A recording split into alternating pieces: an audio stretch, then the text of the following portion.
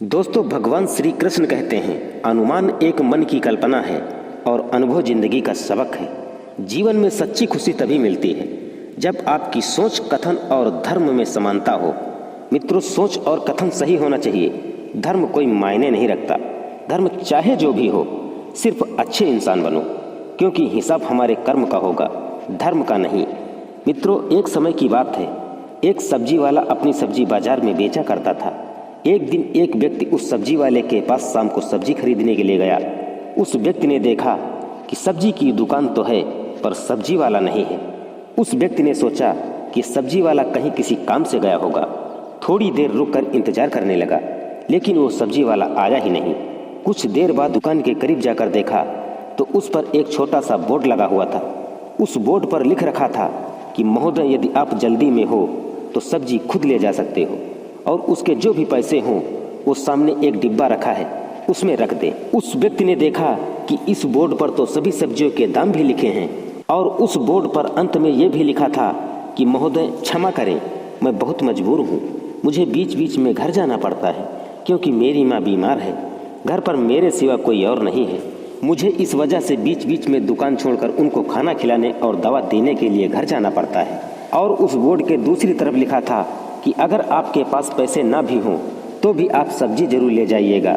इस व्यक्ति ने सोचा कि भला इस जमाने में भी कौन अपनी दुकान छोड़ के जाता है और मुफ्त में भी सब्जी देने की बात करता है। उस व्यक्ति ने ईमानदारी से वहां पर जो भी सब्जी के पैसे लिखे थे उस हिसाब से सब्जी लेकर पैसे डिब्बे में रख दिए। अभी भी उस व्यक्ति को सब्जी वाले की बातों पर विश्वास नहीं हो रहा था।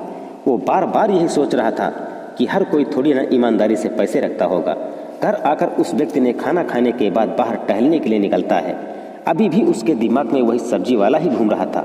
वो बार बार यही सोच रहा था कि ऐसे भी कौन लोगों पर भरोसा करता है। यही सोचते सोचते वो व्यक्ति रात को उसी दुकान के करीब जा पहुंचा तो देखा कि वो सब्जी वाला अपनी दुकान समेट रहा है। वो तुरंत उसके पास जाकर कहता है कि भाई, मैं आपसे कुछ बातें करना चाहता हूँ।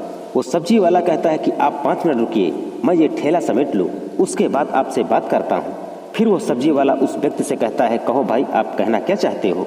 उस व्यक्ति ने कहा, आप मुझे ये बताइए कि आप अपनी सब्जी की दुकान ऐसे कैसे छोड़कर चले जाते हैं। आप लोगों पर ऐसे कैसे भरोसा रख लेते हैं। क्या हर कोई ईमानदारी से आपके डिब्बे में पैसे रखता है। यह सब सुनने के बाद उस व्यक्ति ने उस व्यक्ति को अपनी कहानी सुनाई। उस सब्जी वाले ने कहा कि भाई, मेरी माँ पिछले 2 सालों से बहुत ज़्यादा बीमार रहती है। मेरी पत्नी मर चुकी है और मेरे कोई संतान भी नहीं है। इस दुनिया में मेरा माँ के सिवा कोई और नहीं है। मैंने अपनी माँ को एक दिन कहा था कि माँ, हमारे पास इतने पैसे नहीं हैं कि मैं कमाने ना जाऊँ और हर वक्त तुम्हारे पास रुकूँ।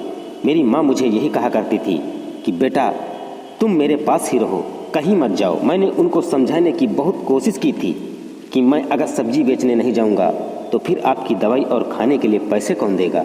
माँ ने कहा कि बेटा, तुम अपनी दुकान रोज़ सुबह लगा देना और उसके साथ एक बोर्ड लगा देना, इसमें हमारी पूरी कहानी लिख देना। मैंने उनसे ये भी कहा था जो तुम आज मुझसे कह रहे हो।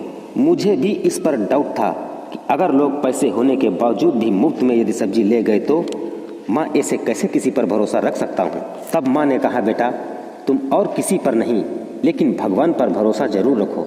तुम रोज़ सुबह ठेले पर सब्जी रखने जाना और शाम को उसे समेटने जाना, बाकी सब ऊपर वाला देख लेगा। भाई, मैंने सोचा कि एक बार माँ का बताया हुआ तरीका आजमा कर तो देखूं। इस तरीके से पिछले 2 सालों से सब्जी बेच रहा हूँ। उस सब्जी वाले की कहानी सुनकर उस व्यक्ति ने बड़े आश्चर्य से पूछा कि भाई, क्या तुम्हें हर रोज सब्जी के पैसे बराबर मिलते हैं या कम मिलते हैं।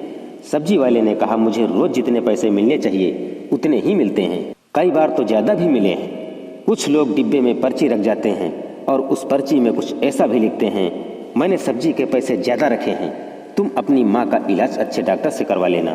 मेरे पास पैसे तो बहुत हैं लेकिन माँ नहीं है। सब्जी वाले की बात सुनकर इस व्यक्ति को लगा कि मैं जितना सोचता हूँ इतने भी बुरे लोग नहीं होते हैं।